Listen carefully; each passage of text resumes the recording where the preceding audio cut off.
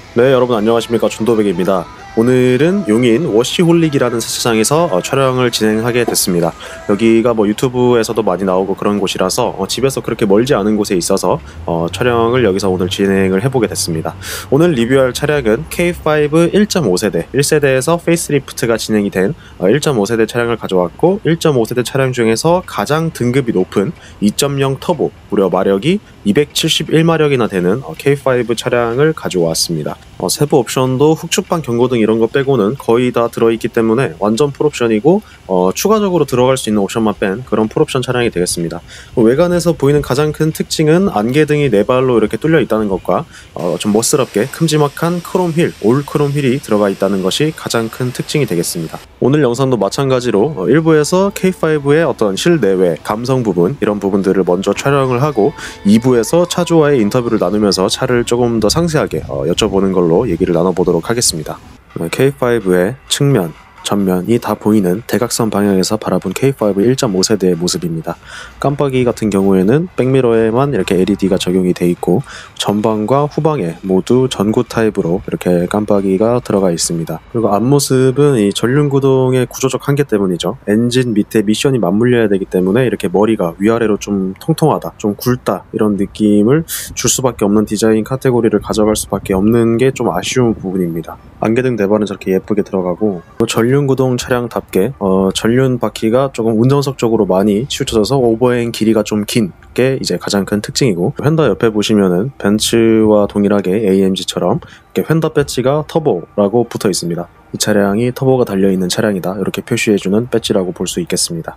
그리고 측면에 보시면은 또 크롬 휠이 아까도 말씀드린 바 있지만 굉장히 반짝반짝하게 대형 크롬 휠이 이렇게 적용이 돼서 멋스럽고, 천장에는 파노라마 선루프가 적용이 돼서 이렇게 까만색으로 랩핑한 듯한 그런 포스도 보여주는 것 같습니다. 손잡이도 이렇게 생겼고, 뒤에도 마찬가지로 크롬 휠이 이렇게 멋스럽게 장착이 되어 있습니다. 브레이크는 그냥 일반적인 브레이크가 들어가 있고, 주유구는 제가 이렇게 눌러서 여는 건 줄 알고 이렇게 눌러봤는데, 눌러서는 열리지 않고 운전석 문을 열어서 이렇게 이 도어에 이제 바닥에 있지는 않고요. 도어에 저 버튼을 누르면은 이제 뚜껑이 열리는 그런 방식을 가지고 있습니다. 이렇게 수동으로 열어야 되고요. 안에는 이렇게 간단하게 심플하게 돼 있죠. 마감이나 이런 건 따로 되어 있지 않고 이렇게 그냥 브라켓이 걸려 있고, 약간 이런 느낌으로 약간은 좀 투박하다고 말씀을 드릴 수가 있을 것 같습니다. 그리고 뒤에 범퍼 모양을 이제 보러 갈 건데, 공간이 좀 협소해서 좀 이렇게 공간을 찾고 있는 모습을 볼 수가 있습니다. 뒤에 라이트 같은 경우에는 약간 면발광 느낌으로 이렇게 되어 있고, 디퓨저도 이렇게 준비가 되어 있습니다. 엄청나게 과격한 디퓨저는 아니라서 괜찮은 디자인을 보여주는 것 같습니다. 문짝의 디자인도 풀옵션이기 때문에 JBL 스피커가 저렇게 적용이 된 모습을 볼 수가 있고, 깜빡이 아까 말씀드린 대로 전구 타입이 들어가서 이렇게 발광을 해줍니다. 뒤에 이제 측면에서 바라봤을 때의 모습은 전체적인 느낌은 이런 느낌이고, 샤크 안테나가 적용이 됐고, 파노라마 선루프가 까맣게 들어가 있어서 약간은 좀 스포티한 느낌을 줄 수가 있습니다.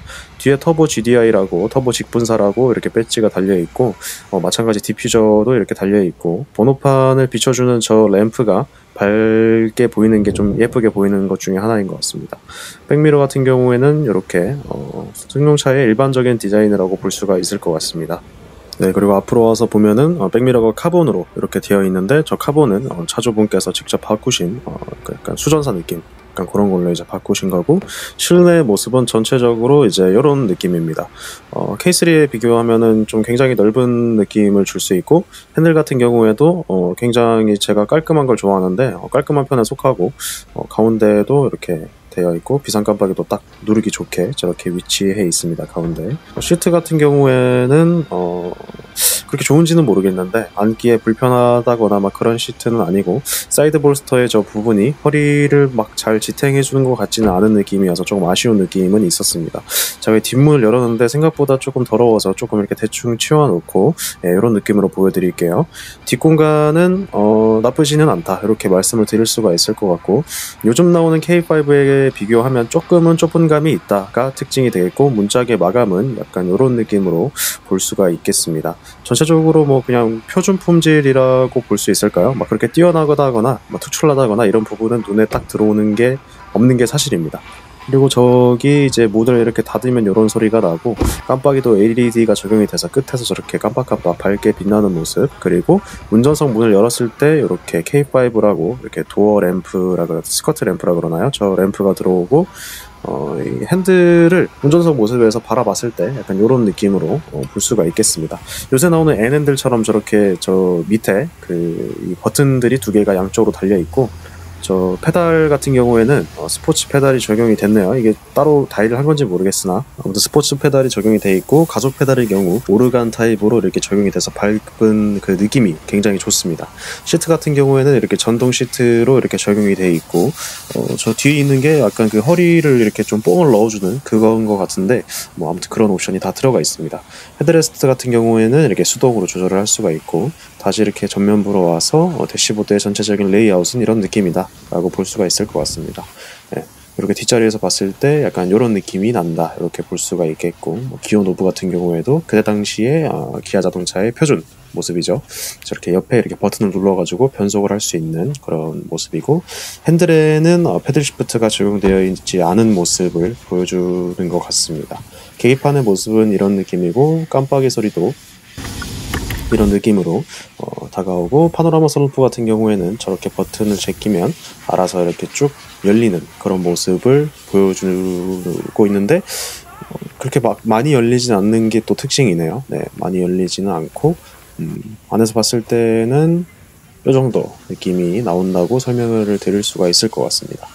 네, 뒷좌석에도 저렇게 똑같은 사이즈로 뚫려 있네요, 선루프가. 선루프를 닫을 때는 이렇게 앉아가지고 앉은 채로 이렇게 버튼을 제끼고 있으면 닫아지는 거를 볼 수가 있습니다. 선루프가 닫힐 때 이렇게 천천히 닫히는 게 의외로 약간은 고급스러운 느낌을 줄 수가 있다고 말씀을 드릴 수 있을 것 같고, 뚜껑도 자동으로 닫히는 거는 조금 아쉬운 부분이었어요. 뚜껑은 안 닫히고, 뚜껑을 저기서 한 번 더 제꼈을 때 닫히면 좋았을 텐데, 이렇게 열 때도 한 번에 이렇게 열리는 원동작인 것 같아서 이게 좀 아쉬운 부분이었습니다. 다음은 이제 엔진룸 또 한번 봐야죠. 엔진룸의 모습을 저희가 같이 보도록 하겠습니다.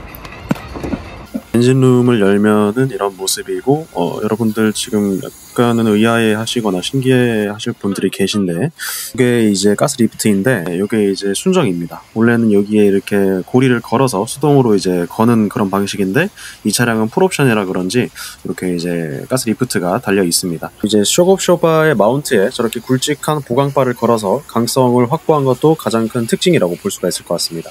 터보 엔진이기 때문에 디자인 커브에 저렇게 터보 GDI라고 적혀있는 것도 가장 큰 특징입니다. 흡기 매니폴드 쪽은 이제 플라스틱으로 교체가 용이하게 되어 있고, 냉각수와 엔진 마운트 워셔에 넣는 것도 저렇게 간단하게 되어 있고, 앞에 보시면 여기가 이제 흡기 공기가 들어가는 덕트가 이렇게 앞으로 뚫려 있습니다. 배터리하고 다 준비가 되어 있고, 흡기 필터도 이제 커버를 저렇게 쉽게 딸 수 있는 방식으로 저렇게 디자인을 해놓은 게 특징이네요. 네, 실내로 들어가서 이제 시동을 걸어서 엔진음을 좀 들어보도록 하겠습니다. 시동 버튼 누르는 소리는 이런 소리가 나고, RPM이 굉장히 부드럽게 올라가는 게 가장 큰 특징이고, 수온 게이지와 이제 기름 게이지가 저렇게 디지털로 되어 있는 것도 가장 큰 특징입니다. 지금 현재 K5가 시동이 걸려있는 상태고, 후드를 열어놨음에도 불구하고 지금 옆에서 세차하는 소리들에 묻힐 정도로 어떤 엔진음이 조용하다 이렇게 볼 수가 있겠습니다.